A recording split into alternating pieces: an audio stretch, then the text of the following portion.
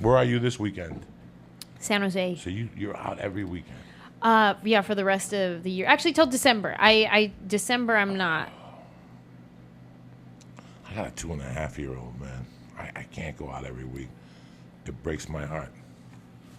It's hard. It kills me. I'm too old for that stuff. See, when I was young and I wanted a headline every week, nobody wanted a headline. And I was ready to go, and I would stay out for a year. I would bus it across this country. Oh, wow. I would leave L.A. in November and come back in April. No way. And send clothes back from different Walmarts and stuff. Yeah. Wow. And now, this started 3 years ago, and I can't do this now. I'm 24 years. I don't want to do this now. It's like, but now I really like it. Yeah. I really like going out and taking pictures and hanging out with people. And I only do Thursday, Friday, Saturday, so I'm back Sunday, first flight. That's so good. I get to enjoy the baby and stuff. So let's do it, dog. The show is brought to you by MeUndies.com. Come on now. Go to MeUndies.com/Joey to get 20% off of your order with free shipping in the United States and Canada. MeUndies products are made with modal fabric, which is softer than cotton, and they make... That's true. Oh, it's great. Oh, my God. My sheets are modal. Oh, really? Mm-hmm. Amazing. Oh, that's the way to do it. See? But MeUndies has shirts, t-shirts, socks, sweatpants, sweatshirts. They're really comfortable. Go to MeUndies.com/Joey to get 20% off of your order with free shipping in the United States and Canada.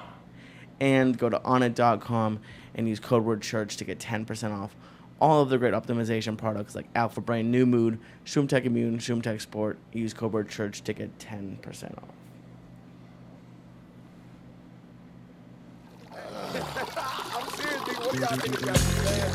Oh, shit. Oh, shit. The Church of What's Happening Now. Anjelah Johnson in the house. Lee Syatt in the house. Special Monday afternoon edition. Oh, shit. What? Make it happen, Lee. A little wiggle for Uncle Joey. Uh-oh. Bust it, Lee. Bust it, Lee. Show him. You got a Spanish girlfriend, Lee. Ooh, look Show at you him. trying your hardest. Show him, Get Lee. it, Go. boo. Get He it. wiggles. He's got a Mexican girlfriend. She breaks it down for him and stuff. Giving it his best shot. Look at him. Monday, October 19th. Lee's face, I've never seen it this red in my life. Oh, my God. What's happening, brother? No, we don't really have. I've never really wiggled because most people come in know like the setup and stuff, but this is all new, so it's like I don't know. I got nervous. Anjelah Johnson made you wiggle. You got all blushed. Look at you. It's the Snoop Dogg. I don't know if I'm allowed to wiggle at the Snoop Dogg. It happens. Anjelah Johnson, what's happening? Snoop makes you wiggle. Snoop makes you wiggle. It's great to have you on. Thank you so much. And it was hysterical because I was speaking to your friend, and she goes, well, Anjelah says she follows you on Twitter. I go, listen, and I wanted to tell you heard this story, but I'll tell you. When I was in high school, there was this girl in high school. There was a beautiful young girl that reminded me of you. Her name was Patty Emerson. And I used to hang out with gorillas in high school, and this is how nice we were. But every time Patty Emerson would walk by, we'd look at each other, and we'd look at Patty, and all of us at the same time would go, nah. Because she was such a nice girl. That we never want. In fact, we went from an awe of being like looking at her to protecting her. Aww. Like whenever she would date shitty guys, we'd always shake them down and say, "Get the fuck out of the neighborhood. Yeah. You don't have to date Patty Emerson. You're my Patty Emerson. Aww. I don't want you to see what I write on Twitter, the disgusting stuff. So whenever I see you, I'm on my best behavior. It's the weirdest thing. I love you. It's the weirdest thing. Whenever I saw you at the thing, the Out Festival that we did in Denver. Mm-hmm. Was it Denver? I don't know what. Oddball. Was it Oddball? We did something. Oh, no. We did this thing in San Jose. Okay, The it was big either party. San Yeah, Jose or it was L.A. No. That thing up by the bay. The radio. The radio thing we did. Yes. It's Wild 94.9 Comedy Jam. Right. I remember I saw It was you. either that one or the L.A. version. I don't drink in front of you. I don't smoke pot in front of you. I don't do nothing in front of Anjelah Johnson. So that's just you're just that type of person that you're so sweet that I'm like, you know what? I won't even cross. I'm like Satan compared to Anjelah Johnson. Not even. So what's going on, you're my so love? sweet. Thank you for. What's happening? You know what? Stuff is happening. I'm happy. I'm healthy. So that's good. I think we take for granted a lot of the little things because we're always striving for more, especially us artists, comedians. We're always striving for the next level, the next gig, the next something. So sometimes it's hard to be content just right where you're at. So I think I'm practicing that right now, for sure. We were talking about that film for me is dead. Like I still get calls, like people like, hey, what are you doing October 16th? Are you available? Yeah, okay, we'll get back to you. And they put a pin in you, and then they went a different direction. I forget about it. My agent calls me back. They go, oh, you're like a voodoo doll. You got so many pins in you. I got so many pins in me. And my agent calls me, go like 4 in the afternoon. I get a call. Hello. Oh, they took the pin out of you. They went in a different direction. So what'd you call me for and bother me? Yeah. I forgot all about that pin. Oh, yeah. I could care less about that pin. But it's similar. We were talking about acting, how for you, like you were in 2007 on Mad TV, and all of a sudden, that acting strike, that writer's strike, I was on My Name is Earl. I had done 4 episodes, and he came up to me in December. They called me like at 2 one day, and they go, come in at 4:30. They were so cool. And on the way out, he goes, listen, we're going to stay at the prison another 13 episodes. Just pick the dates. He goes, just see the ones you're on. Boom, they went on strike. Then they started all over again without the prison. So I lost my little NBC push, because there's nothing like being on NBC during pilot season. You follow me? That's when you want to be on. You want to be on TV between December and March. A couple episodes of Cold Case, something. But that blew it all, and that was just the I booked an NBC pilot a couple years ago, one of the leads, and I was like, hey, ooh, look at me now. And then what happens? Recast. Did they really? Yes. And then what happened? It was me and Al Madrigal. I played his wife. And what was the show? It's called About a Boy. It was on 2 seasons. Okay. They recently canceled it. But it was cool. Jason Katims created it. Friday Night Lights, Parenthood. Come on now. You know what I mean? It was a great opportunity, and they talked about recasting both of us, me and Al. They're like, oh, who are those 2 ethnic ones? Get them out here. But then it was just me, and they ended up casting somebody a little older and whatever it was. Pilots are a tricky thing. Pilots have always been a tricky thing. I booked like 8 of those things. You know that. I was the king of pilots. And my first one was the one that was going to be the big one. CBS, they hired Sidney Pollack to direct it. $1 million they gave him to go up against NYPD Blue, a cop show about the Bronx. Joey, you need to be in town these dates. I was already looking at houses and shit. Right? I was one of the leads. They gave me 11 out of 13 the first season as a bartender, where all the cops hung out and the attorneys. I mean, I was like, I remember being at Miami Improv and them calling me and going, hey, it didn't get picked up. And going, I don't understand. I went to 18 table things. I went to 22 things. What do you mean? Then I was doing comedy somewhere one night. One of the writers came up to me and goes, they're going to bring it back. CBS is going to do a mid-season replacement. They give Sidney Pollack $1 million. Why would you give Sidney Pollack $1 million an episode if you're not going to pick the show up? But that's what why. happens. That's why, Yeah.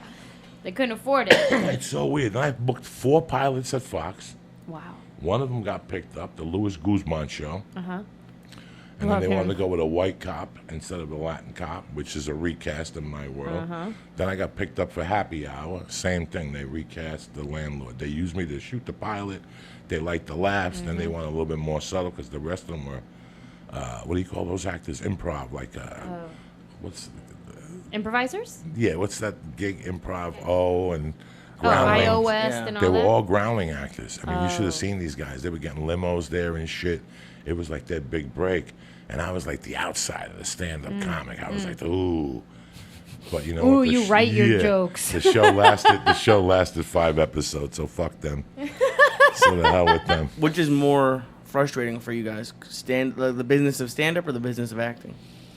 Well, for me, I say acting because it's out of my control, you know, whereas stand-up, I write my own stuff and I go on the road, and it's up to me to keep the audience entertained and to book the shows, you know.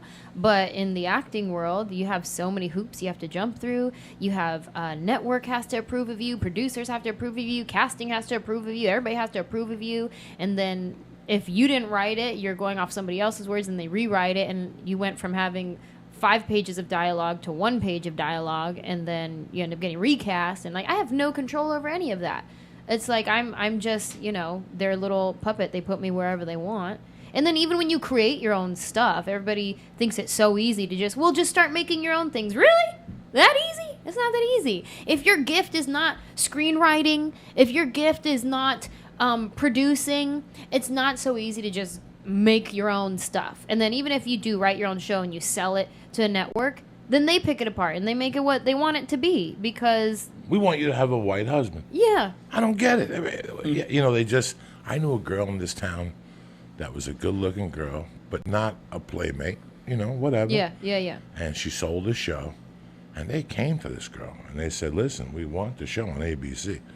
The only problem is we want you to play the sister. Ooh. We don't want you to play you. We want you to play the sister. We have to go with a more attractive girl. This Ooh. girl just fell apart. I mean, she said, I don't even know what she said. And Oh, she fell apart. ew. And she came back 8 or 9 years later. I mean, she went and got married and had kids, and now Uh-huh. she does stand-up around town. But there's things like that that are out of your control. Yeah. That's got to be, you know. But so is, at least at the beginning, so is getting booked as a comic. Like, you can't. Listen, all this stuff is hard. Right. Yeah. You know, we don't want nobody at home to think.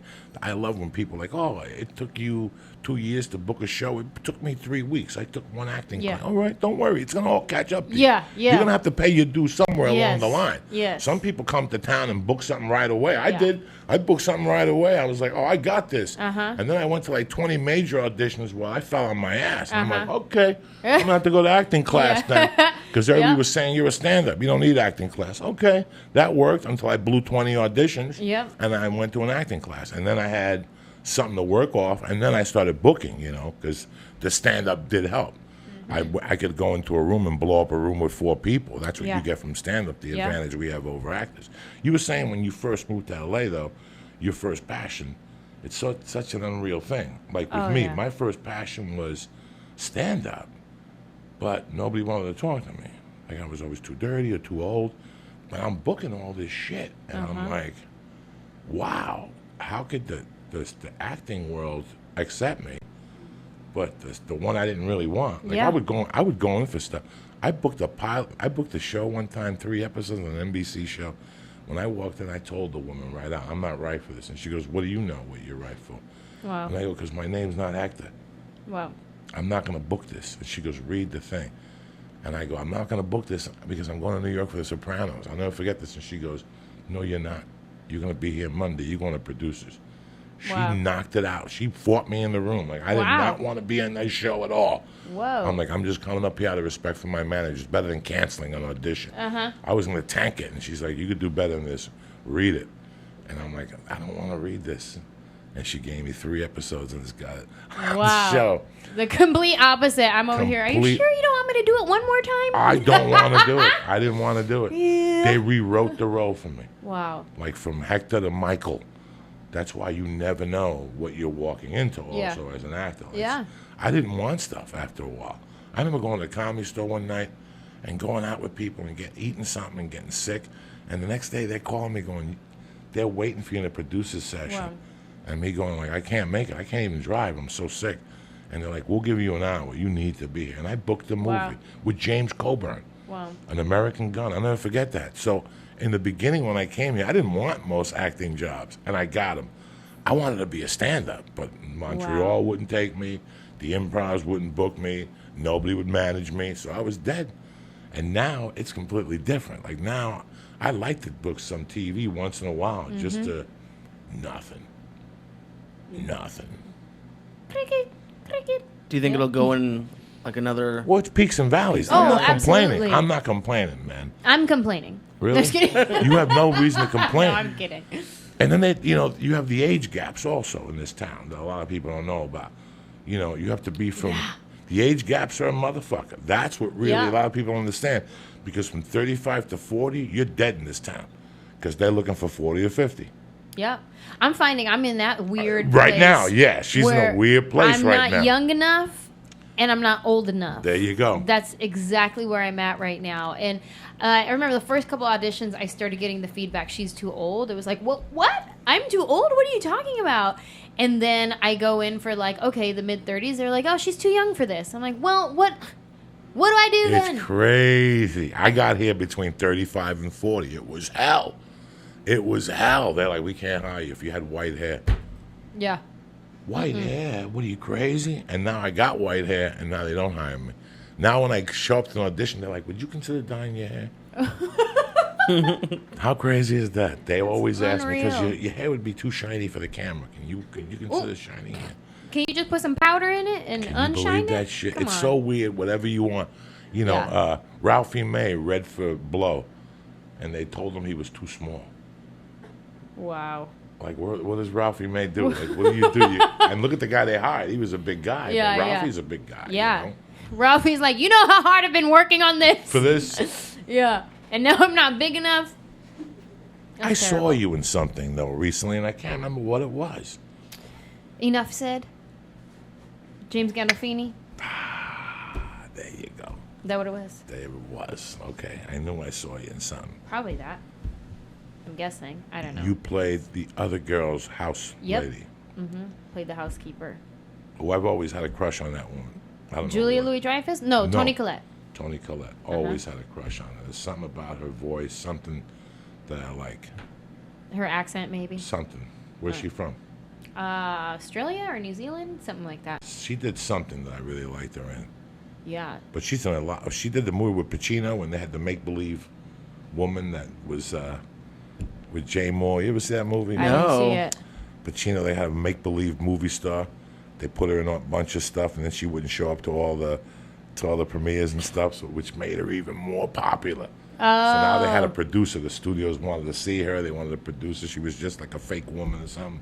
Oh, wow. No, I've never seen that. Who the hell knows these movies? I've never seen There's that. just too many movies. I think it's a really bad movie. But now when you fly, they have like, I don't know what airlines has the top 100 AFI films. Have you seen that? What airline is that? Delta, perhaps? I think it's Delta. Delta has Delta Studio now, where you can watch all kinds of stuff. All on there. kinds of stuff. So that really makes a big difference for people who don't fly a lot. I don't know if you've been flying lately, Lee. You know? not I first watch class. most of my new shows on the airplane because they're all available there. Like every show that I say, oh, I gotta watch that, I gotta get into that, and I don't do it because I don't have time to just sit and watch TV. When I'm on the plane, I'll go through all the shows. What shows are you watching now?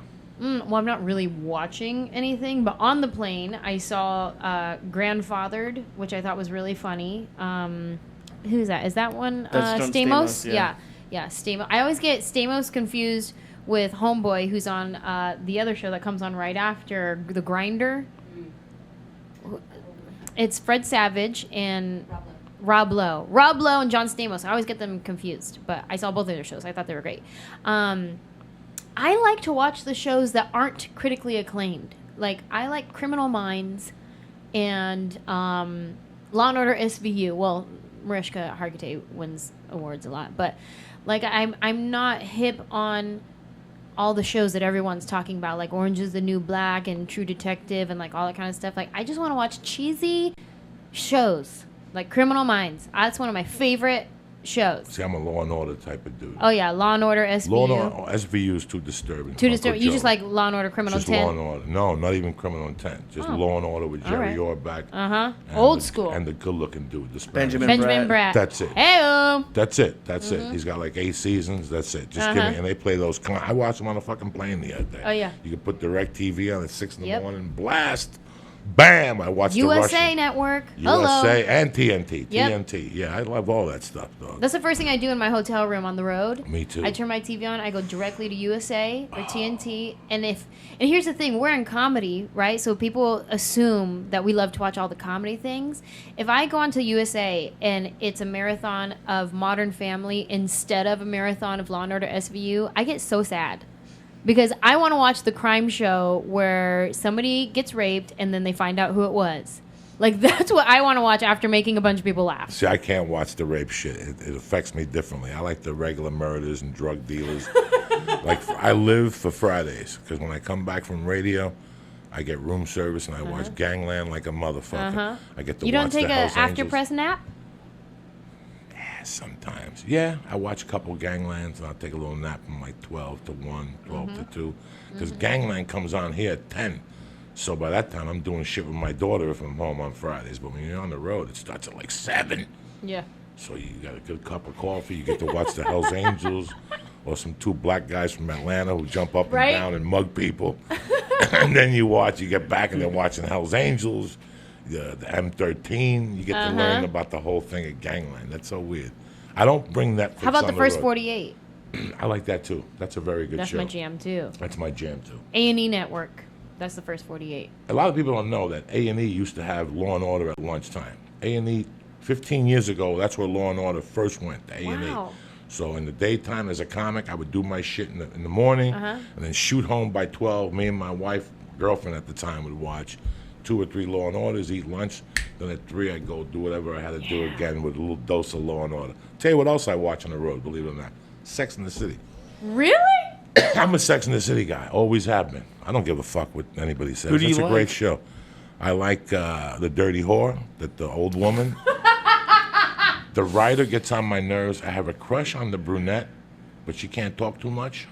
She's your Patty, or who was your girl from high school?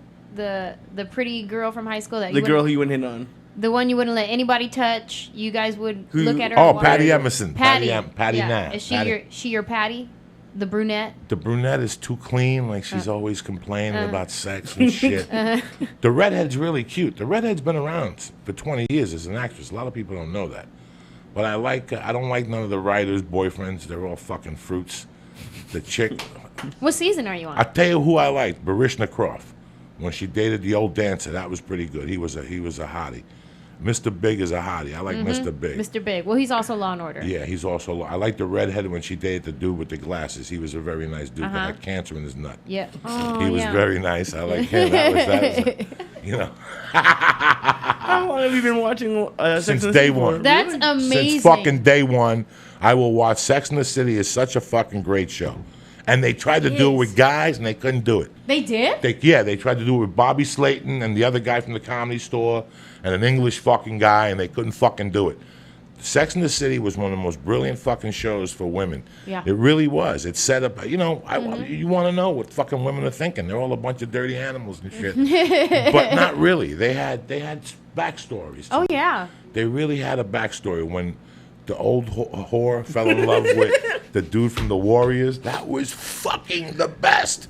Because she challenged that motherfucker. She pushed his envelopes. The guy from the Warriors is the good-looking Spanish dude who now he was also in, I don't know his name, man. I fucking forget. I love that you watch Sex in the City. My husband just started getting into it. I came home one day, and he had on Sex in the City, and it was like the pilot episode. And he was like, you know what, babe? I decided I'm going to get into Sex in the City. It was a really good show. It was really acclaimed, and I never saw it, so I'm going to get into it. And he's just sitting there watching episode after episode of Sex in the City randomly. That's so funny that you brought that up. I was so embarrassed about it. I didn't When tell I'm on the anybody, but road- now that you brought it up, I'm like, okay, I'm going to When tell I'm people. on the road, I'll catch 3 or 4 of them back to back. I don't like the first season. I don't like the dude she dates that's like the fucking jazz guy that plays the bass. That motherfucker gets on my nerves. She dates a lot of dudes I hated. The whore dates some good dudes. She dates fucking crazy dudes. The redhead dates some cute dudes. And the brunette had a fucking hot boyfriend, the Irish dude. The don't brunette remember. married him, but he wouldn't make love to her all the time.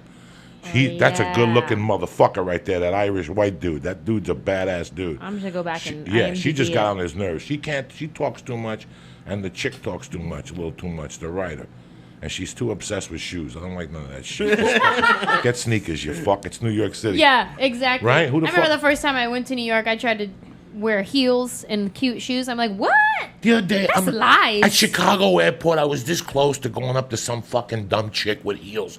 When you're connecting in Chicago, Yeah. that's a big fucking mistake, okay? Yeah. You're making a big fucking mistake. I'm trying to help you out here. Just wear sneakers and wear hot Yeah. pants. You get the same fucking mileage out of it. You Yeah. understand? You're gonna walk around with fucking heels and try to impress, like your Khloe Kardashian with fucking heels on in Chicago Airport. I'm just trying to help you out, dog. Yeah. Take those monsters off. You don't need aggravation in your life. You see them, and you see them at big airports. I try to help women. I try to pull them aside and go, listen, do yourself a favor, all right?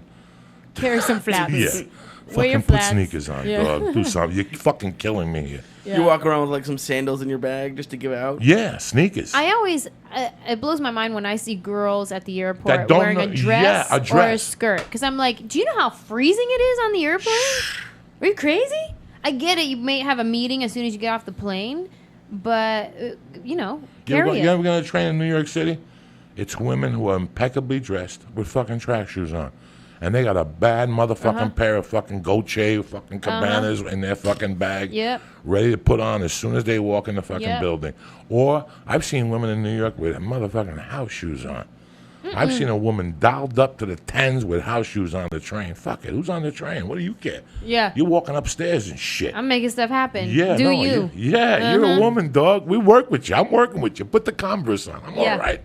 Once we get down, once you get the bikini on, then you bust those motherfucking heels out. Tell them, Lisa. A lot of people do that. My mom used to do it when she worked in the city. Women do it all the time. So when I'm in an airport or like a big airport like Dallas, Chicago, when I see some woman dialed up, listen, I appreciate it. I'm a man's man. I appreciate you got dialed up, but it's no need to. I'm with you on this.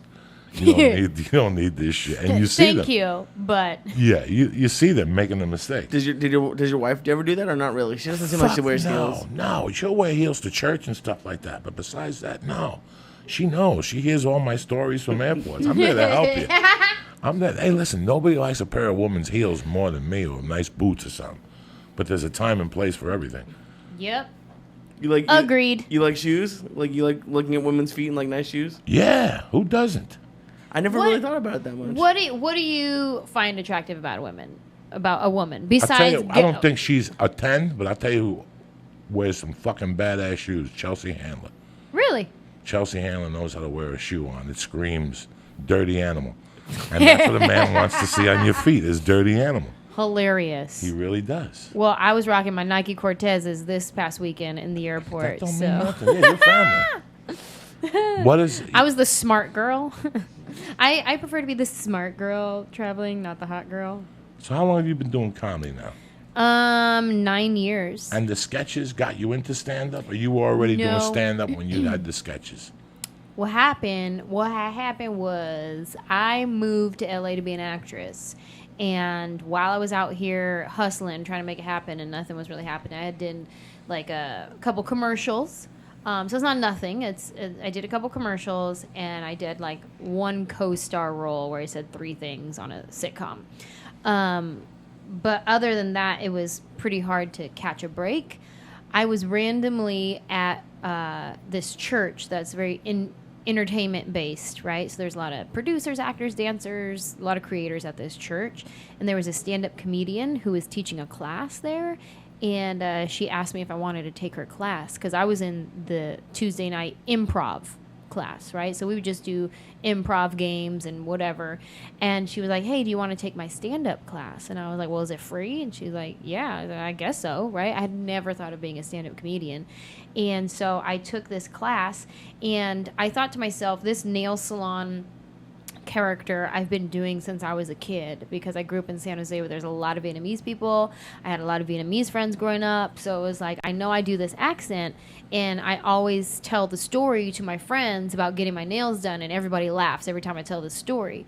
So I'll try that as a joke. And I remember I brought it up to her. I was like, hey, I do this nail salon thing. And she was like, no, nail salon jokes are so hacky. Everybody has one. I would just avoid that. And I was like, you know what? But I don't know if people do it the way I do it, so I'm going to try it anyways. And so I did this nail salon bit amongst a couple other jokes just about me and my name and how I sound like my last name is super white, but I'm Mexican and all this kind of stuff. And our graduation from the class was we had to perform at the Queen Mary when they had their comedy club there, right? And so it was a bringer night. Everybody brought their friends and family out, so it was going to be a warm room because everybody knew this is a graduating class of beginners. And she had everybody write material for like 2 months, and she picked everybody's 5-minute set. She kind of helped everybody. Okay, this is your strongest stuff. Do that. And for my set, she was like, you know what, just do all your jokes. And so I did 12 minutes, my first time, of just everything that I was writing in her class. And I closed with that nail salon bit on my first real show. And that nail salon bit is what ended up blowing up on YouTube and blowing up my spot.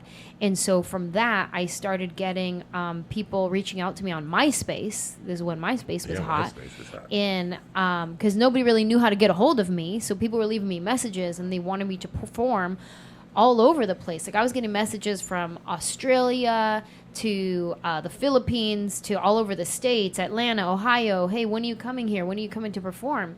I only had like 12 minutes of material because I just took this class for fun. Like I wasn't trying to be a comedian. It was free on Tuesday night. You know, I was just out here hustling, you know? So I was like, I remember in the beginning I would fight it. And I would go to like open mics and, you know, whatever random nights at the Improv or wherever. And I would feel so insecure because I was like, I wasn't a comic. I wasn't trying to be a comic. And so like I would go into these places and feel like people were like judging me and upset with me because my YouTube video had blown up and stuff like that, which I'm sure there was a lot of people who were, but it was just like, hey, everybody, I don't know what I'm doing. And so it was like my defense to be like, no, I'm not a comic. I'm an actress. I'm just doing this for fun. Like I thought I was making it better by saying, no, I'm not a comic. I'm not a comic. But then it wasn't until on MySpace somebody hit me up and was asking me if I wanted to perform for this big Mormon event in like San Diego or Long Beach or somewhere. And they were like, yeah, we're going to get a few different comics and we'll do a competition. And the winner is going to get, you know, a prize, money. So I was like, yeah, I guess I'll do it, right? So I went.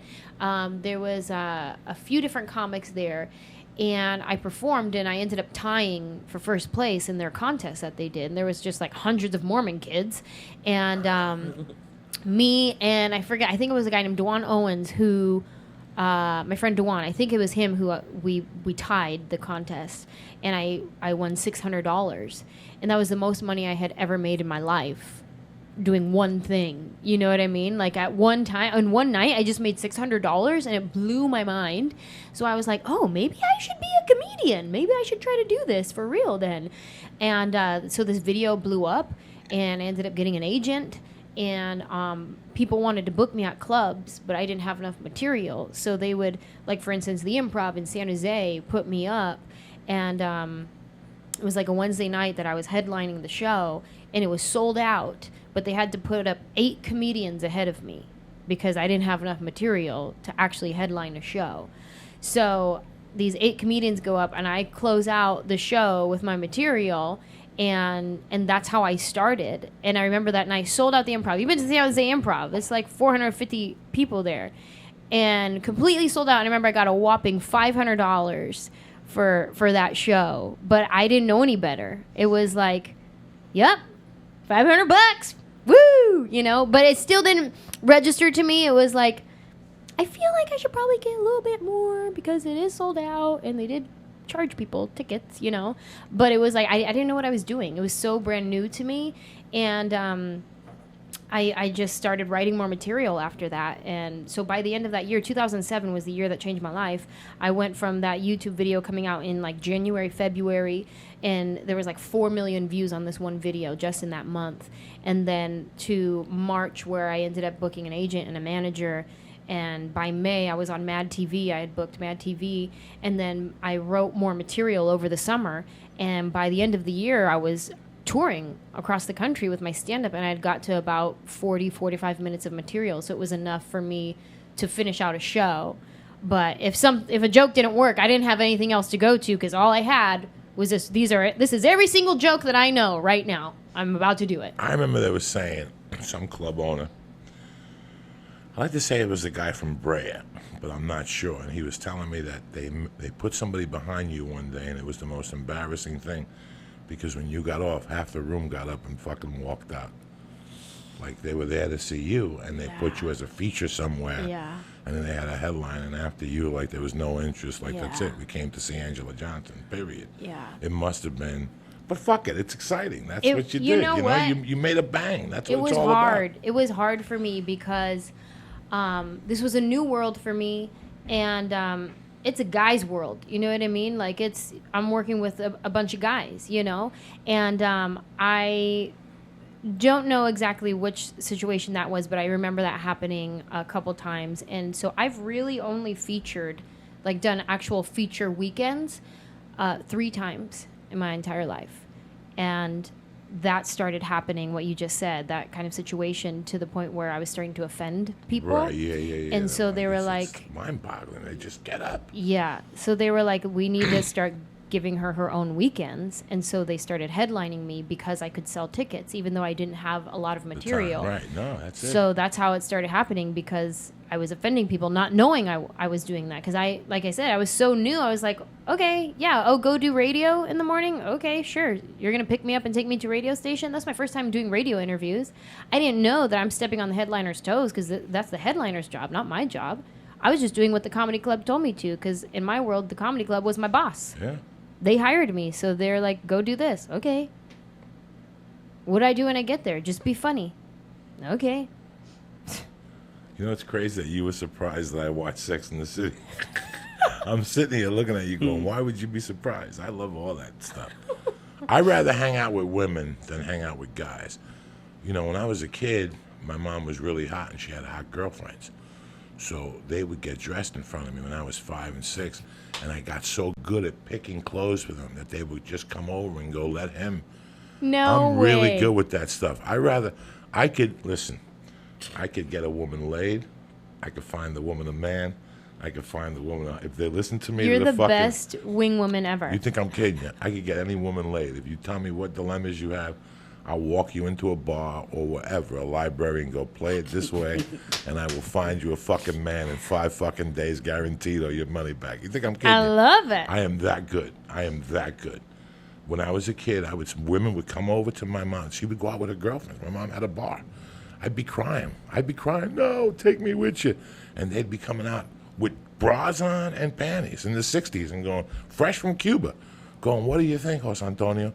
And I would go, that one. And they would go, I told you he'd like it. And they would listen to what the fuck I had to say. I've always, if it's between a football game or sitting with 5 women and looking at women's shoes, I go hang out and look at women's shoes. Awesome. I can't stand football with guys. I can't stand doing anything with guys. I can't stand being with more than 3 or 4 men, because my mom always had women around. My mom always thought I was going to grow up to be gay. And my mom would always beat me up, like not beat me up, but mentally say to me, when you get older, you got to make sure you like titties and shit. You know, like you got to make sure you eat pussy, because that's how scared she was. I was always surrounded by women. They played cards at my house. They brought their chihuahuas to the fucking house. So that's why I love women. I could look at a woman, it's hysterical. I could teach a woman everything. If a woman tells me I'm having a hard time with a man, come on, let's do this. Do you do your own column, your own advice column? No, because every woman's different. I'm way better than the Match.com guy. I can look at a guy and look at a girl and put you right fucking together. Hey, listen, if you ever want to learn jiu-jitsu... Well, hey, if you want to practice, Jackie... If you ever want to learn jiu-jitsu, you know your biggest fan is Eddie Bravo. Eddie Bravo is one of the baddest jiu-jitsu guys in the country. Eddie Bravo is who really, really turned me on to you 10 years ago. Really? Yeah, from Fatima Kwee to... he fucking used to torment me in hotel rooms because he's Joe Rogan's best jiu-jitsu? Friend. Yeah, he's Joe Rogan's best... I would love to. I started taking Krav Maga fighting classes, and She's with the Jews. You see what I'm saying? That's why I said, look, if I'm going to learn how to fight, it's going to be from a country who's always fighting somebody. Like, that's who I want to teach me how to fight. That's not a bad idea. That's what I'm trying to do. So I started taking Krav Maga fighting class, and I loved it.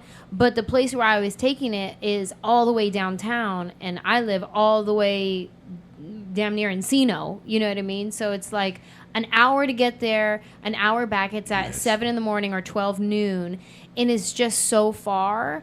But I loved it. They got Krav Maga in the Valley. I know, but I like my guys. Okay. They're really good. Yeah, Eddie Bravo's your biggest. Way before Mad TV. Way before. Can you all introduce us? Yeah, he just did the podcast last Sunday, and I told him the other day that Anjelah's coming on. He trains in that? He teaches. He has a 10th Planet Jiu-Jitsu, but they're downtown. Aww. He's opening up a new building. He's Mexican. Yeah, it's far. He's downtown. He's your biggest fan, bro. Since he used to torment Maybe me. He'll come to my house and... He would torment me and Joe Rogan about, have you seen Anjelah Johnson? No you know way. Anjelah Johnson is. So it's That's really nice. fun. Yeah, That's nice to hear your peers that like you and appreciate you. You know what I mean? Because I never know what my peers think about me, and it's a fine line. It's a fine line because as comedians, we do what we do for the fans, for the people who are actually buying tickets and supporting your career. That's who you do it for yourself and for them. because your peers aren't the ones who are paying to see your show and help keep you alive. You know what I mean? But there's some sort of validation that comes from a mutual respect, where you feel validated when somebody who does what you do appreciates what you do as well. And so I feel like things happened so fast for me in the beginning with my stand-up career, and even with going on to develop a really strong fan base, that I have some really loyal fans that love me and come out to my shows every time I come to their city, you know? And because of that, I know I ruffled some feathers and whatever it was, but also because I don't, on my off days, hang out at the club here. I don't hang out at the Improv or the Laugh Factory or the Comedy Store.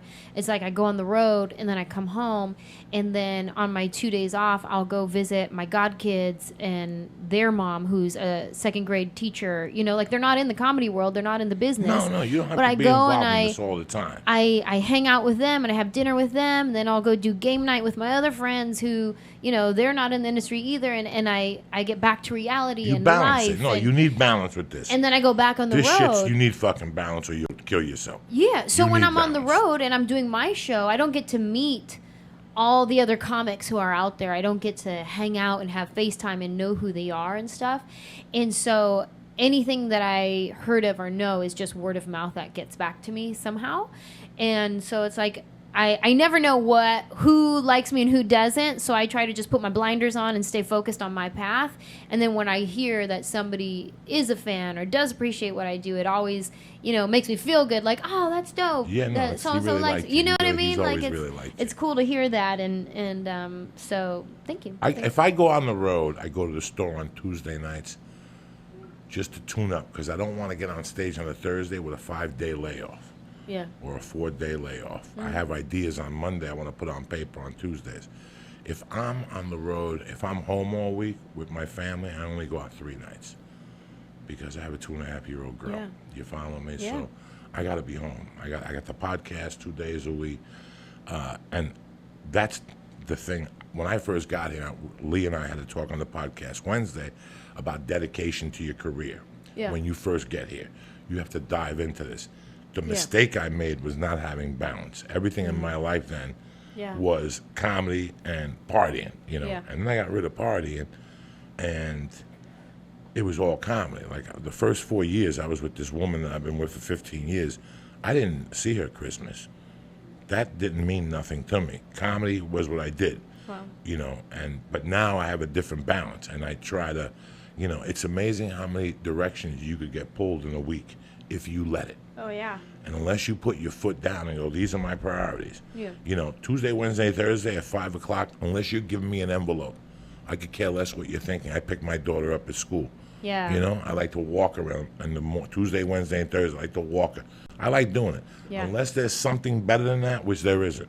You don't think that's better than walking my daughter's $20,000? Yeah. That's what it'll take you Yeah, to not yeah. walk my daughter to school. You know, there's little things that's balance. That's where you get your Yeah. material from. That's where you get your strength doing those other things. You know, and I know even musicians, when you watch Behind the Music, you know, yeah, Guns N' Roses had their heyday, but they all had kids now. And now you see them in Encino, at the mall. Every time I see the guy from the Foo Fighters, he's at the Sherman Oaks Galleria, walking around with his daughter, telling TMZ to get the fuck away from him. It's hilarious. But I know he makes time for his daughter. Yeah. You know, when you first get here, your career is everything. You see these women that get married in Hollywood, and you look at these big weddings with fucking pigeons and white people and black people. Everybody's dressed in white. And in your back of your mind, you don't want to be a cynic or whatever that word is, but you're like, this is going to last 6 fucking months. Eventually, he fucks the baby. What's the black guy that married the Mexican chick, Beso? Remember years ago with the pigeons? Oh, yeah. The Tony fuck- Parker and... Yeah, Oh. you know, he fucked the ugly fat maid and shit. The fucking one that Arnold fucked at the end, Yeah. the black, you know. But what was all the pigeons and everybody from The View and Sherry Shepherd? Yeah. Sherry Shepherd got married. Another one with pigeons. No, not Sherry. Yeah, she got married too, and then they're fighting for the fucking baby. Oh. In the womb. I You thought know. you were talking about Star Jones. Oh, Star Jones too. She got married and divorced. Well, everybody who has pigeons at their fucking wedding gets fucking divorced. First of all, I think it's doves. And everybody who gets but married, pigeons pigeon, too. doves, white suits, all that shit is the quick answer for fucking divorce, because then you have a career and nobody's going to take away from that career. We're selfish in a way. It takes a big person to go, you know what? Fuck Monday, Tuesday, and Wednesday. I'm staying at home with my wife. I don't give a fuck. I don't give a fuck what you say. Yeah. Nothing you present to me is going to be better. Every week, my booking agent, last week he sent me something. Nashville wants you to come in on Tuesday and Wednesday. That's fucking great. That's great. Guess what? I don't do nothing on Tuesdays and Wednesdays. Thursday and Friday, and you know this. So next time you ask me, I'm just going to hang up on you because you can't be that stupid. Yeah. We've been together for 4 years. You can't be that stupid. I could care less what goes on, because then you put your career before your family, which, you know, you only get hot one time. Yeah. If you talk to Gabriel will tell you this is only going to happen once. In 3 years, I might be in the house. Yeah. I might be stuck in Brea. You never know, you know. Yeah. It's funny you said about other comics. I was on a plane the other day, and you talk to some people that sit next to you. And I was talking to this guy, and the guy asked me, "Just can I ask you a personal question?" He goes, "What do you think of Amy Schumer?" And I go, "She's the hot girl right now. You know, she's the big girl in the neighborhood, whatever." He goes, "I don't really find her," he goes, "I find her entertaining, but not enough for what's going on here." What's your opinion on that? What's your opinion on this? What does a comic feel? Like, right now I'm thinking about who's the girl that wrote Two Broke Girls? Whitney. Whitney. Like, Whitney was hot last year at this time. Now it's Amy Schumer. What does Whitney feel? Like, it's more competitive for women in a way than what it is for guys. Yeah. Like, I realized 12 years ago, for me to have a career, I couldn't worry about what Anjelah Johnson does. Right. I wish Anjelah Johnson good. She makes me fucking laugh when I see it. But I'm not worried about Anjelah Johnson. You know, that's, you know, when you first get here, you get a call, "Oh, Anjelah Johnson got a $3 million deal. Fuck her!" You know, people get mad. Yeah. I never wanted to be that guy. Yeah. I knew that if Anjelah got a deal, I was close. I'm friends with Anjelah. I'm fucking close. Yep. I'm close. That means I'm coming up next to two more or something. That's how I always looked at things, you know. Both of you, in a way, kind of blew up from the internet. Like, you blew up from podcasting and all that, and from your YouTube videos, and like I heard about you from Mad TV. Like, so what, that first YouTube video, like you were talking about it earlier, how some comics might look down upon you, and you've talked about it, how some comics used to talk shit. So did that help you not care or not have to worry about what other comics are doing? Listen, they talk shit about Justin Bieber. Yeah. You know, obviously, Anjelah Johnson did something correctly, because 10 years later, she's sitting at this fucking table. Okay, Right. Obviously, she covered the spread, which is the most important thing. I'll tell you who pissed me off years ago, because I always knew he was a fucking fugazi. And I'll say this on the thing, the fucking Save Pedro. Oh, That always pissed me off. Who? You know, Napoleon Dynamite. Napoleon Dynamite. I could tell you one thing, that this kind of career is based on one thing. You could either pay me now or pay me later. Anjelah said something very important. When all this stuff happened, she had to catch up. She had to sit and write. She had to sit and write, and she took some lumps along the way. Anjelah will fucking tell you, she took some lumps along the way, and she had to sit and write to catch up, you know, to catch up. But she caught up. That's why she's sitting here. There's people that have gotten breaks from internet or something like that that I've looked at and go, that's a funny thing. But he's not going to be able to do that next week. Yeah. Okay, and that's what happens a lot with Saturday Night Live. That's what happens a lot with Mad TV. You get these kids with a camera in college. They could do it once or two times. They're at Improv Olympic. Everybody's jumping up and down. They're fucking giggling. Yeah. They all got trust funds. They all got Visa cards in their pocket. You know, do this shit week in and week out, bitch. That's what we come in.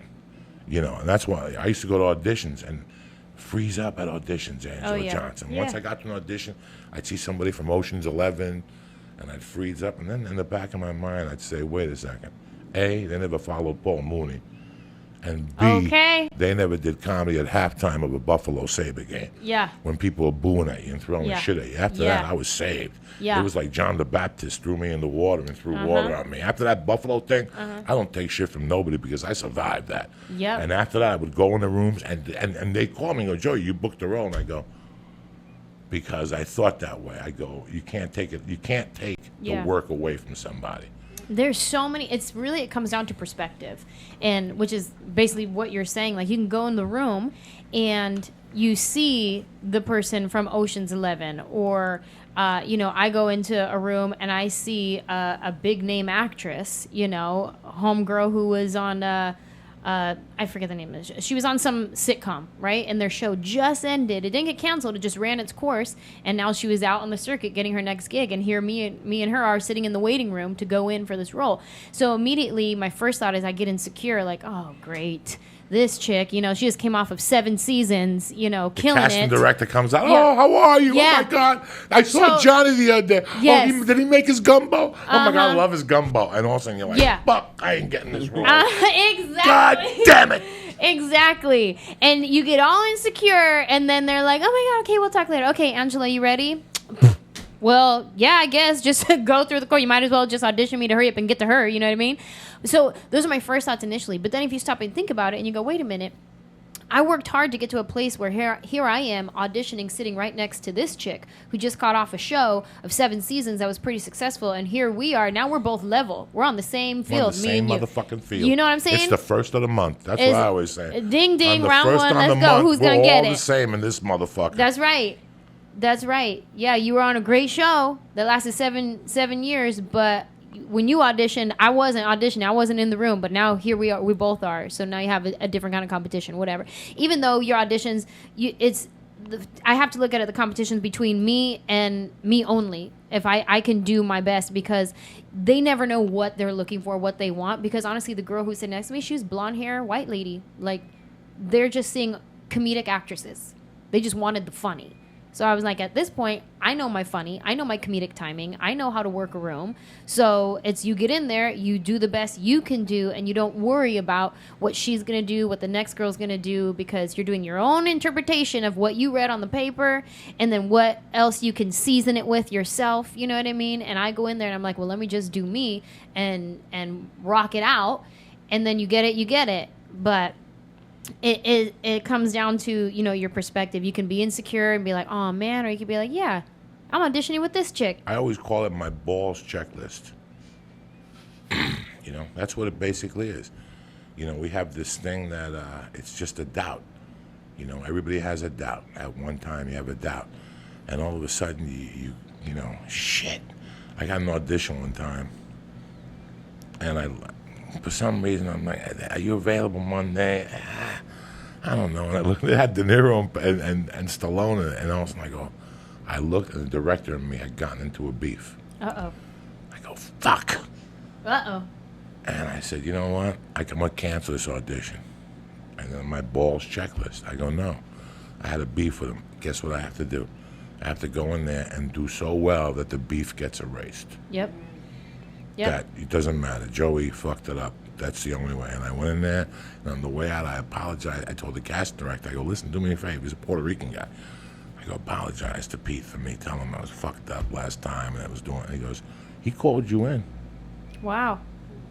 So, in fact, he said for you to come back verbatim, and you got it. I went back verbatim, and he gave it to me. Here I was in my office at my house thinking, I'm not going to go and I'm going to cancel this. Yeah.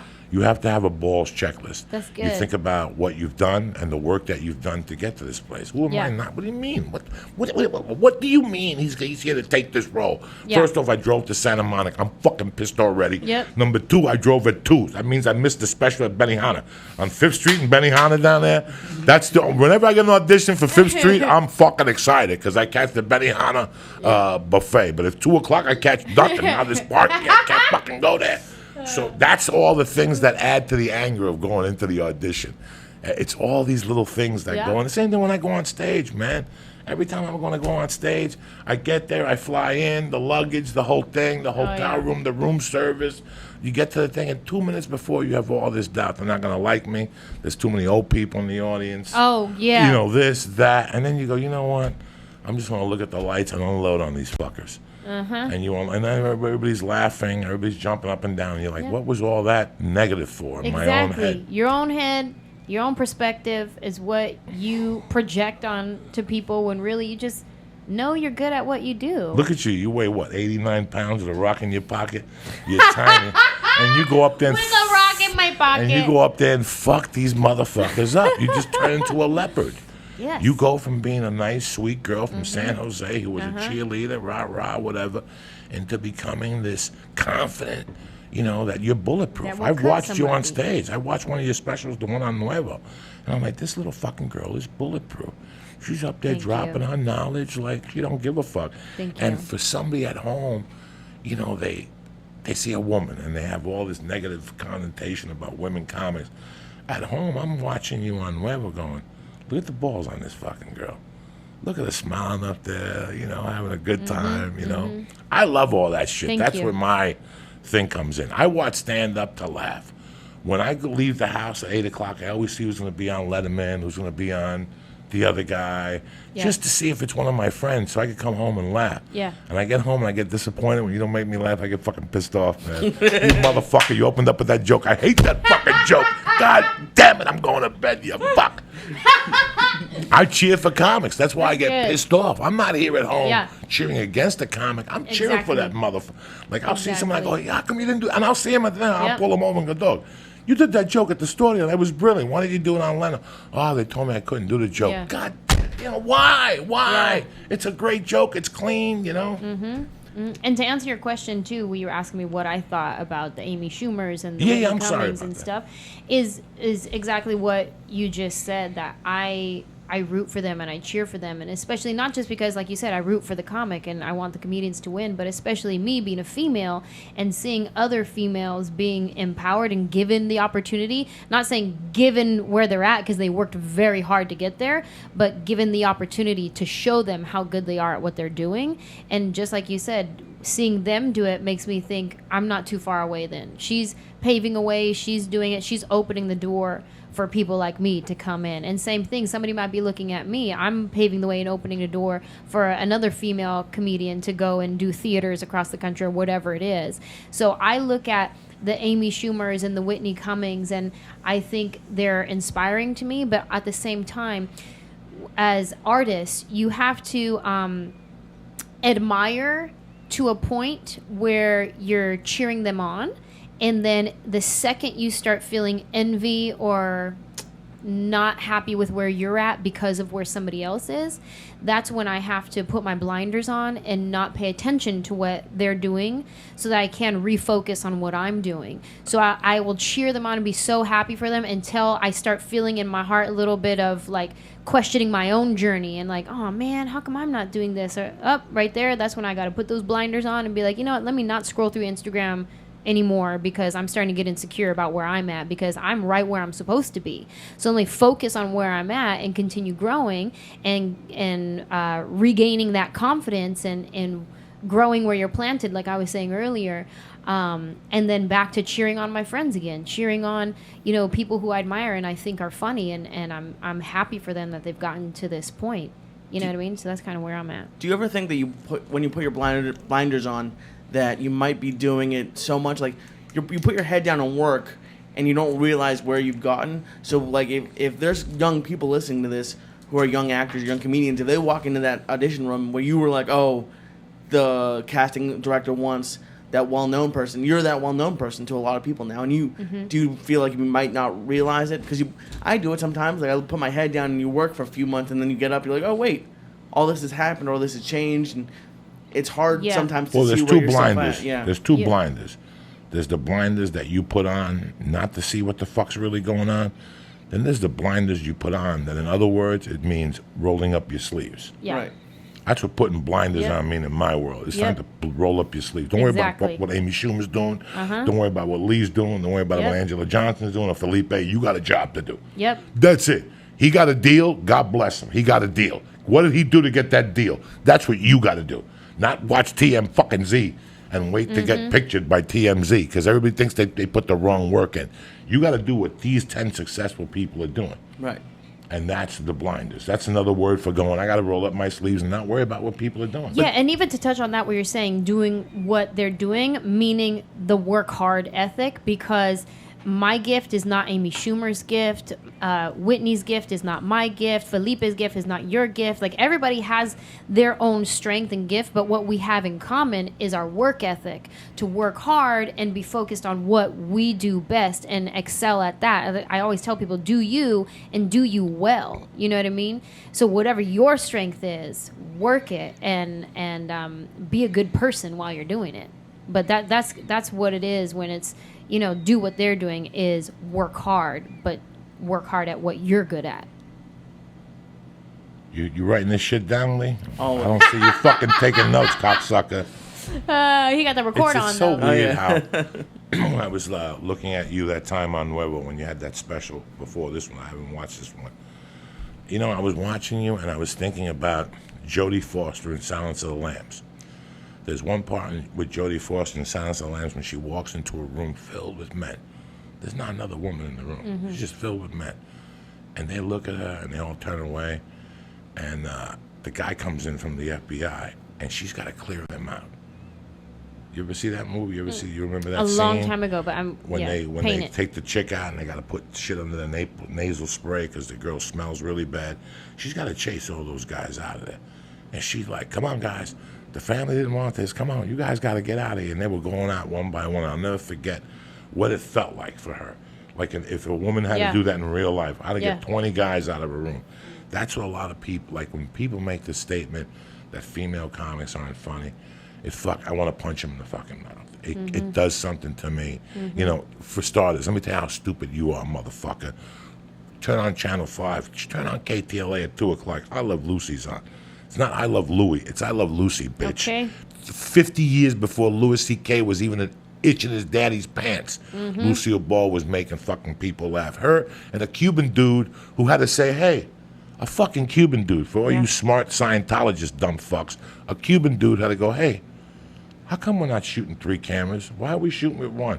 And he became a genius. Desi Lou Productions became a genius for the 3 camera shoot. Meanwhile, you got all these fucking Gentiles walking around Hollywood. We're the smartest people in the world. Meanwhile, a fucking guy that couldn't even speak English, that his parents sent here by himself, had to go, why are we only shoot with 1 camera? Why don't we put 3 and shoot 3 instead of 1? My God, that's a good idea. So for a male comic, to make the statement that a female comic isn't funny, drives me crazy. And it has all the time. When I put a female comic on the podcast, I get repercussions 3 or 4 days later. No matter who I put on, there's 3 or 4 guys that go, if I wanted to hear female comics, I'd watch The fucking View. Yeah. That girl wasn't fucking funny. Did you listen to her story? Yeah. Did you listen to what she went through? Something that you couldn't fucking even imagine going Exactly. through. You wouldn't have the balls to walk into a room like that. So I applaud women comics constantly. When I see a woman comic, there's some I don't like. There's some that drive me fucking nuts. But for the most, I hate when they compare comedic actresses to stand-up comics. It drives me fucking crazy. Yeah.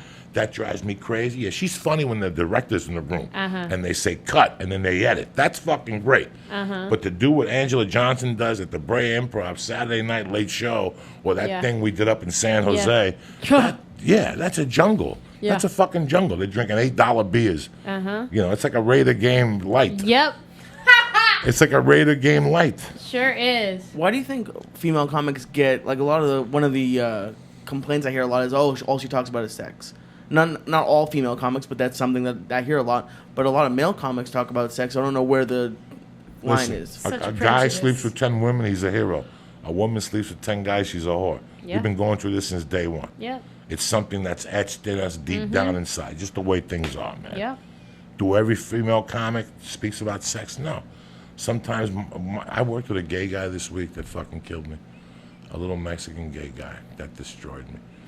Talking about dating Asian guys and shit. That's my new favorite genre of comedy. There's gay guys that are out there. Yeah. I don't want a gay guy that's not playing to be gay.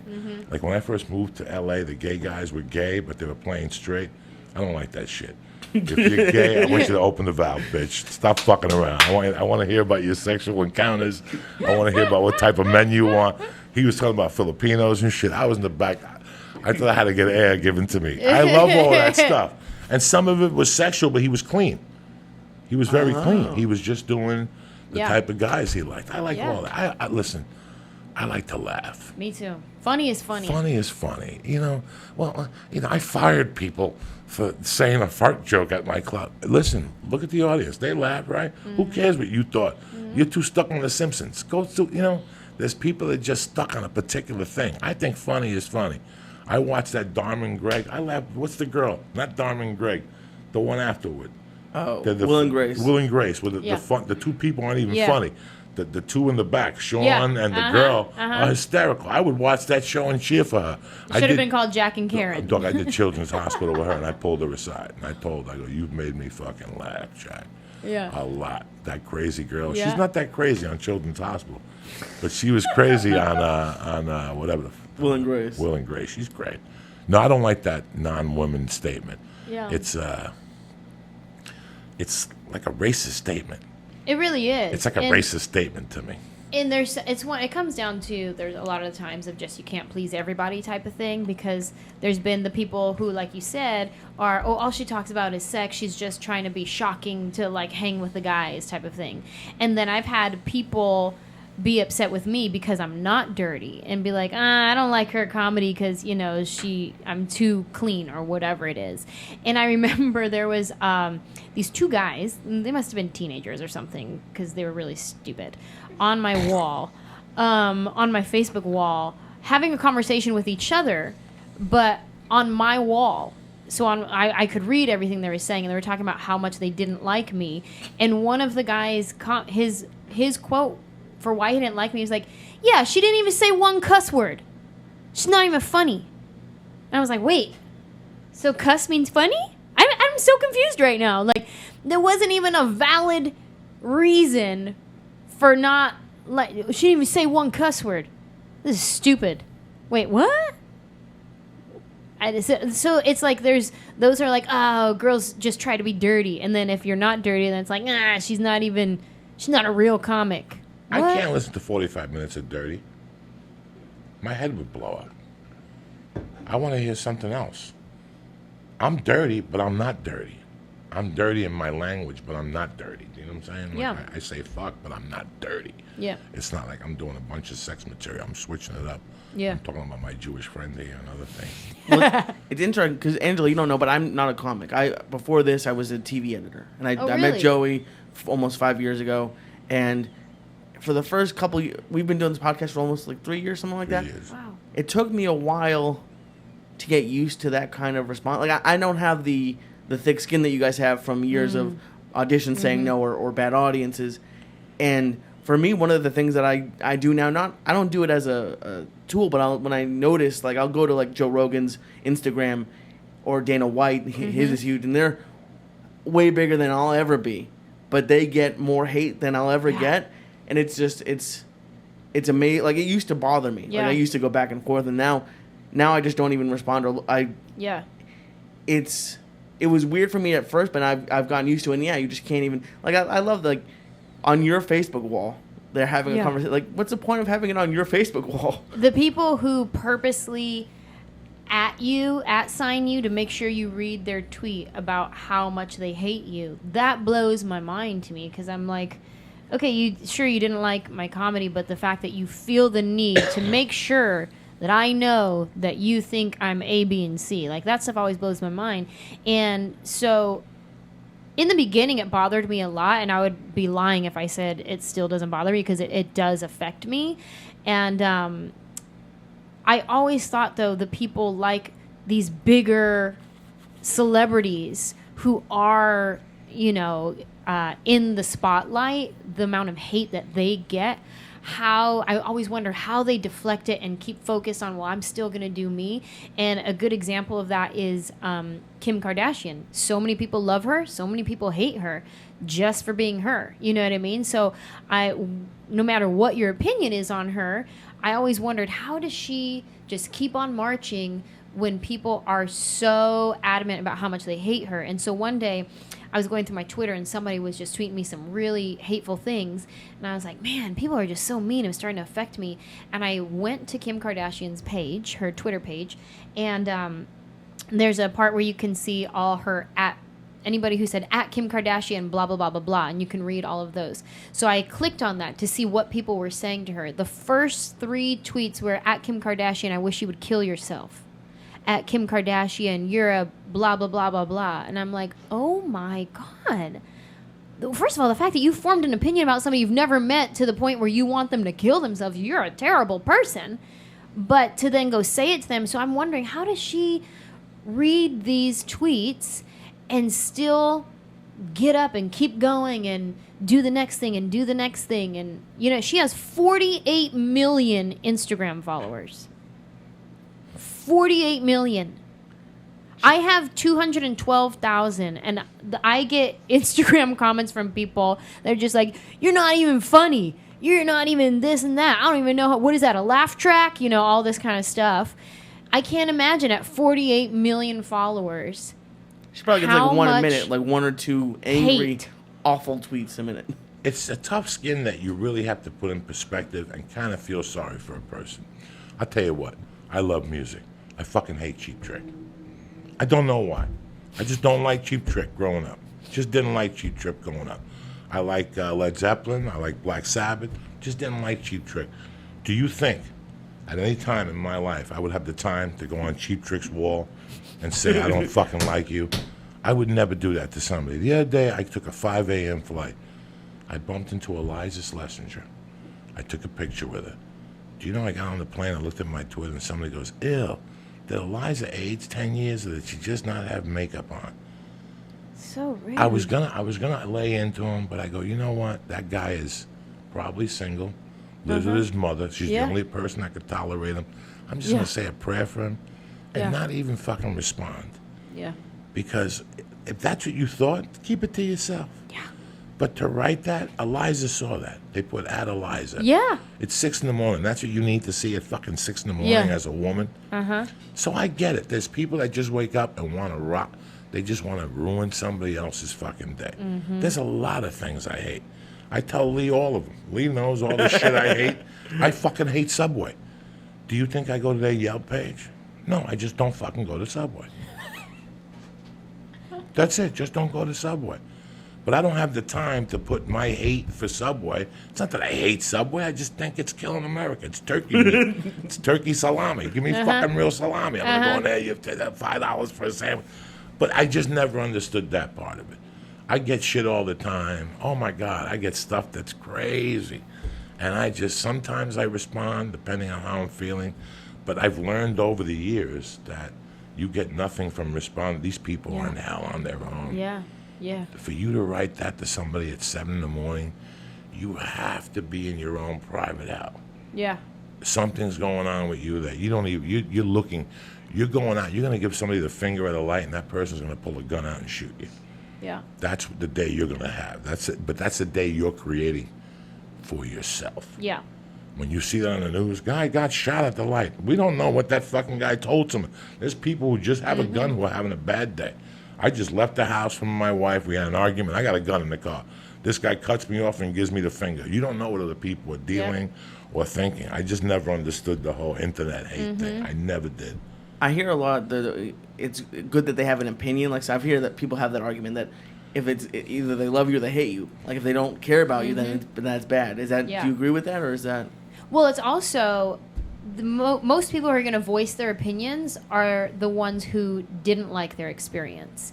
And I had a friend tell me this a long time ago, and she was talking about if you go out to a restaurant and you enjoyed yourself, you're not going to go tell everybody about it. But if you went and had a terrible experience, every conversation that next day you talk to, be like, oh, we went to the such and such and it was terrible. Let me tell you about it, because people want to vent. You know, but if it was just like, yeah, it was good, you're not going to talk about it the next day. Listen, you know what I mean? If I drive up to Bakersfield or wherever the fuck you're from, San Jose, and on the way up I stop and I eat 2 tacos and they're the best tacos in the world. When I see you, because you're Mexican, I'm going to go, Angela, by the way, stop by that fucking Pedro guy. He makes the best tacos in the fucking world. But if you know what I'm saying? If the people who like tacos, I'm going to let them know that it was tremendous. Though I went to this place that the salmon sushi was off the fucking chain. She likes sushi, you know. But I don't think you need to. Yeah, if you have an opinion, what is it that nothing? They say something. What is it? It's just indifference. Publicity. Yeah. Publicity. From a publicity standpoint, if you kill somebody, it's the same. But no, I don't know. Every publicity is good publicity. Yeah, publicity. I don't know. It must be frustrating. Just not even like responding to those idiots, but it's just both of you make a large part of your living or promotions on the internet, so you can't escape it. No, yeah. So it must be just something you have to deal with. I don't look at the comments from the podcast. Oh, I don't look at none of those comments. I don't look at none of the comments at the Rogan people. I don't look at none of those comments. You know, I have a job to do, and I don't even need to read that stuff. I try to tell everybody have a good day. I tell everybody to, be safe and have a great weekend. Anything out of that realm, I can't look at. Sometimes you wake up and some guy hits you with a dumb remark, like that thing the other day. Yeah. I was in an okay mood, so I didn't fire back at him or whatever. I just said a prayer for him, and hopefully an Uber will hit him or something. Hilarious. That was your prayer. It's like the brave part of me and the bold part of me wants to be like, yeah, you're bashing me, but my name's still in your mouth, so whatever. That's right. You know what I mean? What the fuck? But then at the same time, it still kind of gets you. And I'm the same way. I don't read my reviews or my comments or anything. However, recently, I fell prey to I broke my own rule. And God, I remember why I don't read those things, because it can really mess you up in your mind, where you're on track doing what you're supposed to do, and now, just like you said, this fool who lives in his mom's basement because she's the only one who can stand him had something to say about me and like pick me apart, to where now I'm insecure and I think about that one thing he said while I'm on stage, and I'm like, oh yeah, he said this was whatever, and it's like I try not to even read the reviews, but then there's also that part of you that wants to feel validated, like, well, are people liking what I'm putting out there, but it's not worth it at all, and I've learned my lesson once again, not to read reviews, because those aren't the people that I care about anyways. Last year somebody sent me a Reddit, and it was a Duncan Trussell podcast Reddit. And some guy wrote in there, I don't like Joe Diaz. He goes, I don't even know how he's a comedian, because I've never liked comedians that were overweight. There's no funny comedians that are overweight. And I looked at that comment. It's not even. And there was another friend of his that was jizzing with him, like back and forth, like, I hate like co-signing each other. Yeah, I hate out of shape comedians also. I think that you shouldn't go in the public eye if you're not in shape. And I'm thinking about John Candy. I'm not even thinking about me. I'm thinking about John Candy and Belushi. Yeah. I'm thinking of John Panette. I'm thinking about that these guys they don't even know where they're coming from. They don't even know where they're talking from. They don't. So what? It's like at the end, what does he say? What does Jesus say? Father, forgive them. They don't know who the fuck they're fucking with. That's they don't right. know who they're messing with. Forgive them. They don't know. Yeah. They know Krav Maga. Yeah. So this Netflix special, what's the name of it? It's called Not Fancy. And it came out last Friday. The beginning of October. And then the other one, that Nuevo. So all those specials. How many? All my specials. I have 3 specials. And they're all on Netflix. And they're all on Netflix. Okay. And my new one's called Not Fancy. And where are you this weekend? San Jose Improv. The home of the free. Yeah, that's back to my home, back to my roots. And you do it once a year? No. You had to stop also every 18 months or 2 years. Yeah, I can't. I don't write material fast enough. I told these people the other day, stop it. Yeah. They put me in Ohio 3 times in 1 year. What? And I finally realized it 2 weeks ago in Toledo. People were like, I saw you in Columbus in January. God. So I went home and I drew my own schedule for 2016. Oh, nice. And that's it. This is where I'm going. And today I said to him, send me the schedule that you have. And he sent it to me, and I go, I told you, no Tempe. I've been going to Tempe since Jesus left Chicago. No more Tempe. I don't want to go to Florida after this week for a year. There's a lot of places you have to cut out for I a do year. like 15 months to almost 2 years. Yeah. I try not to do 2 years, but like 15, 18, that's my money spot right there, where I feel confident enough to come back with. You might hear some of the same jokes you've heard, but there's going to be a lot of new stuff. And I'm dealing with that now because my special just came out. And so now people are seeing it and coming to my shows, but I'm still working on writing new materials. So some people don't understand how stand-up works. Some people think you're just making it up on the fly, and that's just what it is. And then other people just don't get that it takes time to come up with a new hour of material. And just this past weekend, I did a great show. Like, the crowd is so into it. They're having so much fun. Where were you last weekend? Baltimore. Okay. They're having so much fun. I'm having fun on stage, because there's some of the shows where you're in robot mode and you're just saying your material, and then there's other shows where you're like, I love what I do. Yeah, you know what I mean? Rocking it. Yeah. Killing it. this drunk lady in the front just was doing too much, and we had to escort her out. Okay, time for you to go. See you later. Thanks for coming. And as I'm dealing with that, some guy yells out, "We've already seen this show online." And it was like towards the end of the show. Everybody's had a great time. You know what I mean? And it was like, one, the audacity you have to yell out something like that. Clearly, you don't understand how comedy works.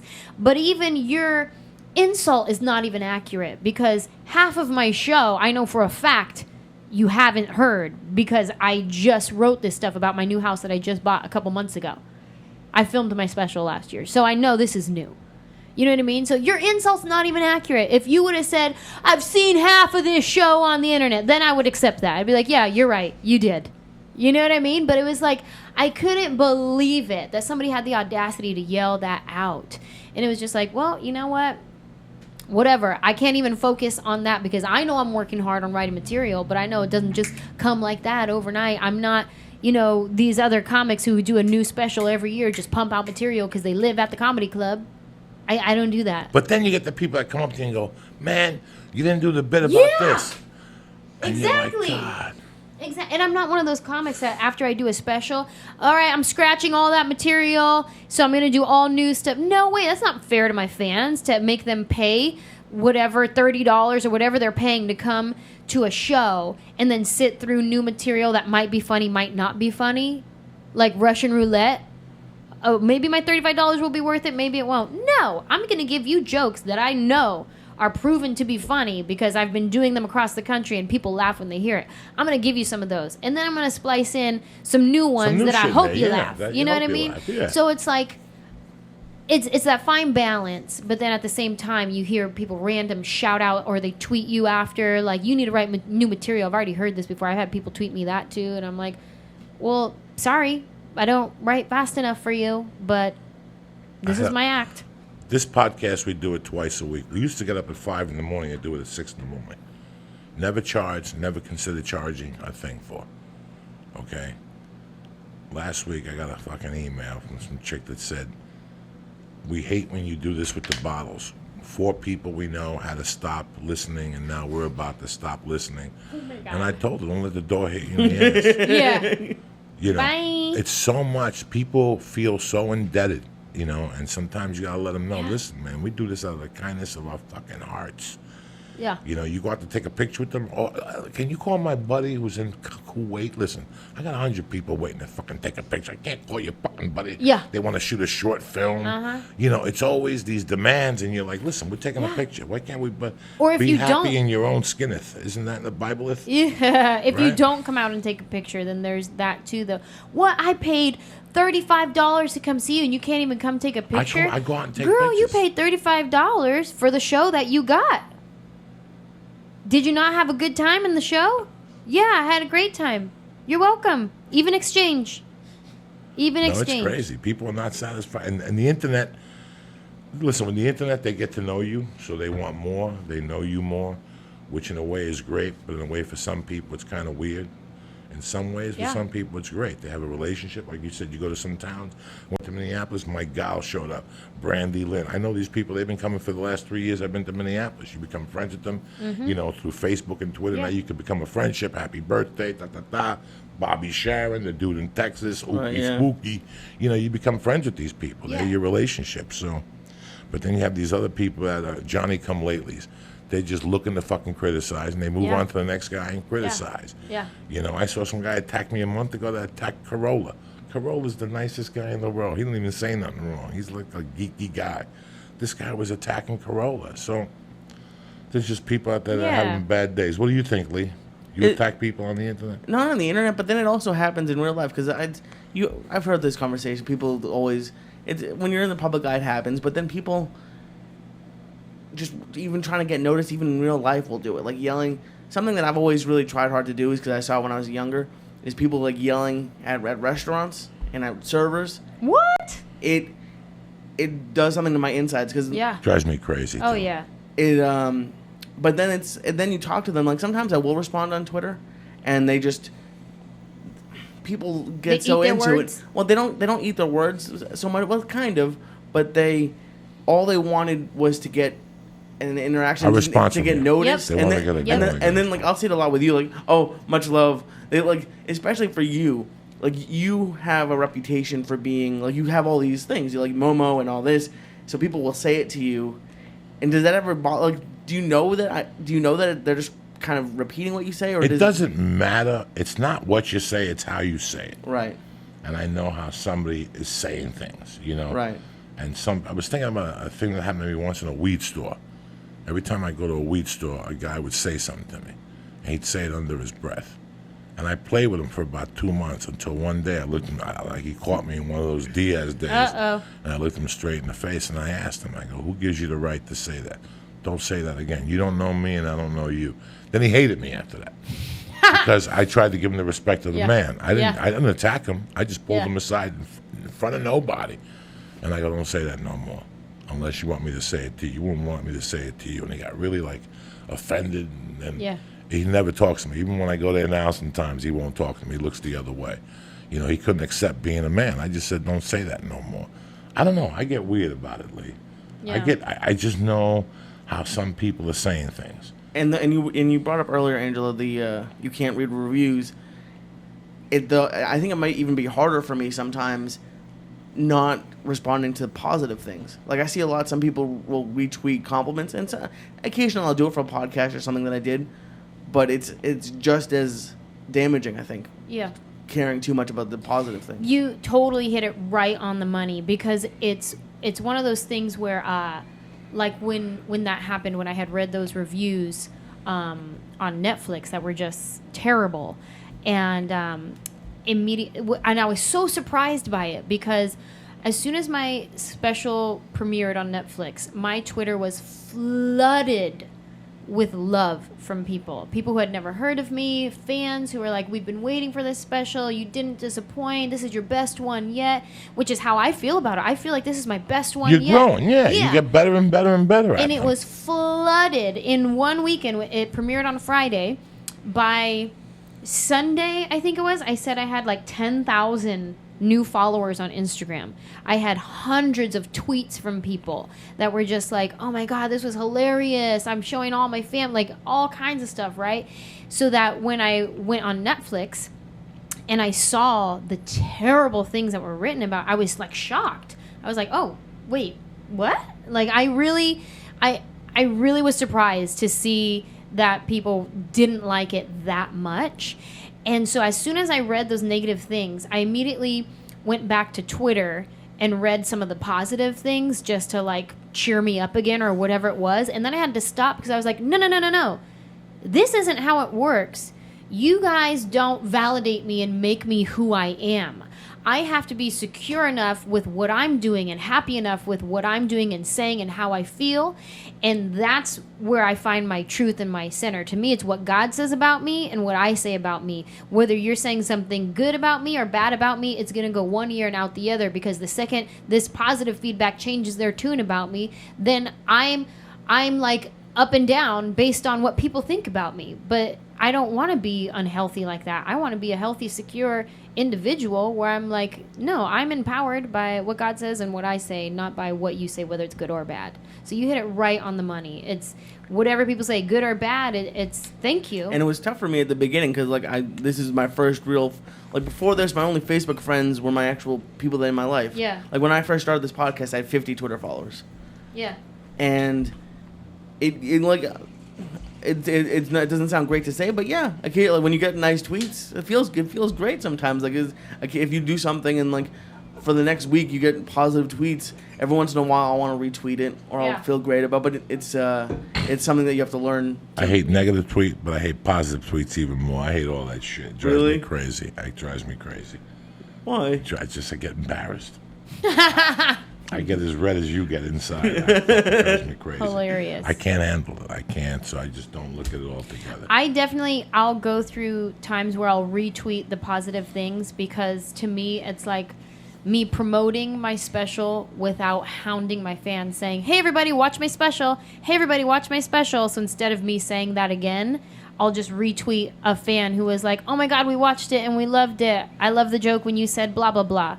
I'll just retweet it. And to me, that's me marketing my special without saying, hey, everybody, watch my special. Because then you're just repeating yourself, and then your fans don't want to hear that. You know what I mean? So I keep it light on Twitter. I only bang them in the mornings, and I stay away from Twitter the rest of the day because I don't want to be one of those guys. I don't want to get caught up on Twitter, so I'll stay on Twitter the other day. We had a good time on Periscope. We watched the football game for a couple minutes and criticized it. People like it. But that's it. So you're where this weekend? San Jose. San Jose, and then next weekend. Well, 1 weekend we're off. Oh, West Nyack. West Levity motherfucking- Live. You like that place? I've never been there. I'm not sure if they like me. I'm supposed to go in April. Have you done it? No, before? I've never done it before. I'm supposed to go. I used to go up there as a kid. There used to be a crazy bar when I was a kid up in Nyack. Oh, really? Called the Cuckoo's Nest. They used to give you 6 Budweisers for $1 What? in a bucket.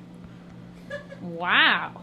And That's the a deal. Oh my God! And the last time we went, my friend got into a fist fight with the Hindu doorman. Uh-oh. We zapped him with acid, and he got into a fight Oh my with the door guy. Hysterical, the Cuckoo's Nest. So we go to New York and then go, let's go up to the Cuckoo's Nest because it was like a college bar. We were in high school. Now it's like a city. Yeah. Like Nyack is like a city now. This was 20 years ago, 30 years ago. It was a long time ago. What's the matter? What are you staring You at? gave your buddy acid and he got in a fight with a Hindu Yeah, doorman? Roger. And then we were sitting there like a week later watching the Duran Duran video. And he goes, that's the Hindu. That's the guy from that beat me up. And the Cuckoo's. This is 1980-something, so Wow. who knows? Let me give a shout-out to, did I give a shout-out to the names yet? No, not yet. All right, we'll do it all at one shot, see? Anjelah Johnson got me all confused today and shit. Uh-oh. Mr. Sunshine, Matt V, Twisted Trucker, Big Bob Shannon, Lee Dixon, David Christensen, Justice Case Baker, or Justine, whatever your name is, Gene Smith, John Wolf, and Thomas Easter. I'm going to be at the Fort Lauderdale Improv this weekend, Thursday, Friday, and Saturday. Then I'm home for Halloween. Then I got Portland. Then I got the New Jersey Stress Factory. Let me read these things. I'm going to get the hell out of here so you guys don't get stuck in traffic. Well, you're right up here. You got no traffic. Yeah. Just get on Chandler and go north and do 90. Just slow down during the Jew neighborhood. Those people don't mess around. You hit one of those people, you're done. You're down the road to your 90 supporting their habit. They will sue you. Who are you, Anjelah Johnson, Mad TV? Did I tell you? I just saw Israel. We all know how sexy confidence can be, and that confidence comes from being comfortable. But how great can it feel if your underwear is wrinkling and riding up? Not too good. MeUndies gets it, and that's why they've created the world's most comfortable underwear for a daily dose of confidence. Let me tell you something. I only wear MeUndies when I'm going to jiu-jitsu and when I go to the gym because I'm comfortable. Nothing pops out. Sorry to say that in front of you, Anjelah. That's all right. Let the people know. You wear underwear every day. That's 365 a year, rain or shine. You don't need to be extraordinary with an insane price tag.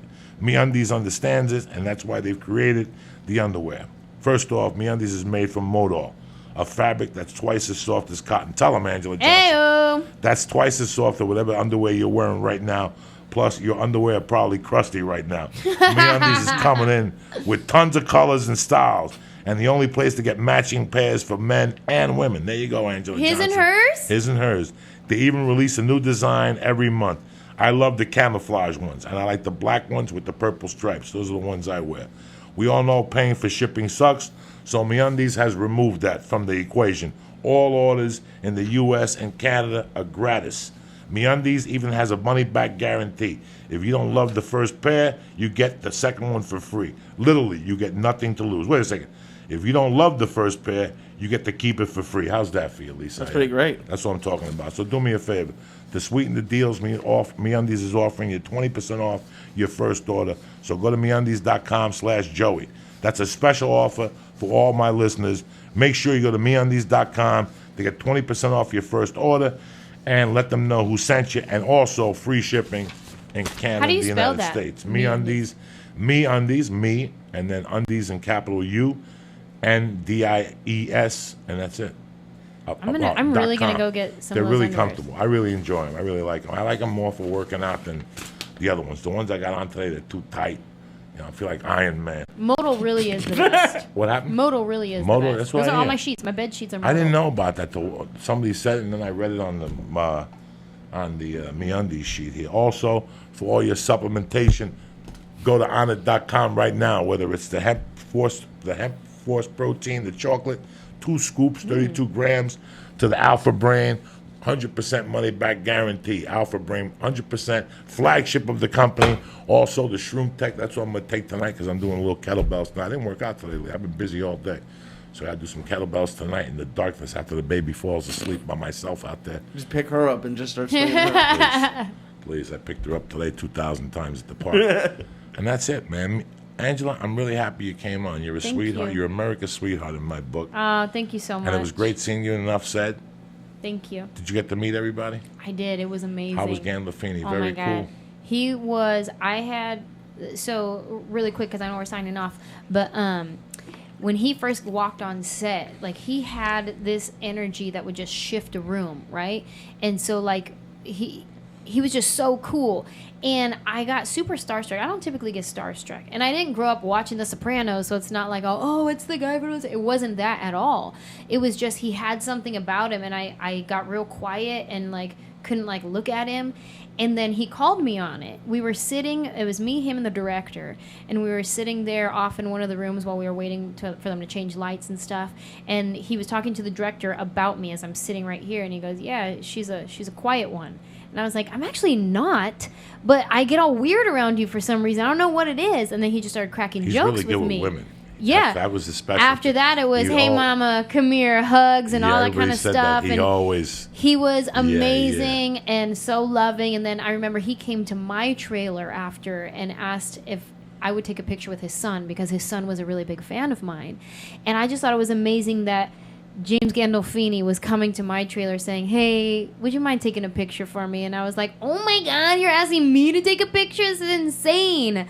But he was amazing, and you know, we lost a good one. I knew I saw you in something. And I was like, look at my girl, Anjelah Johnson, hanging out with white people. Okay. All right. Still playing the Mexican, though. Fucking still playing the Mexican. But it don't matter. That paycheck goes all the way to the back to the cartel. I love you, Mama. I love you, God too. bless Thank you Thank so you for much. coming on. Lee, you're a bad motherfucker. What's up? I have a great podcast with Sal Genoa, a director on my podcast, Find You Radio. All right, we're going to close with Killing in the Name of Okay. by Rage Against the Machine. I'll see you savages in Fort Lauderdale Friday, Saturday, Thursday night. Stress Factory, second week in November in Jersey. I don't want to hear it. If it sells out, they got to all get mad at me. You got to add shows. I ain't adding dick. I got a 2.5-year-old. I got to spend time with it. If not, God knows what could happen to it.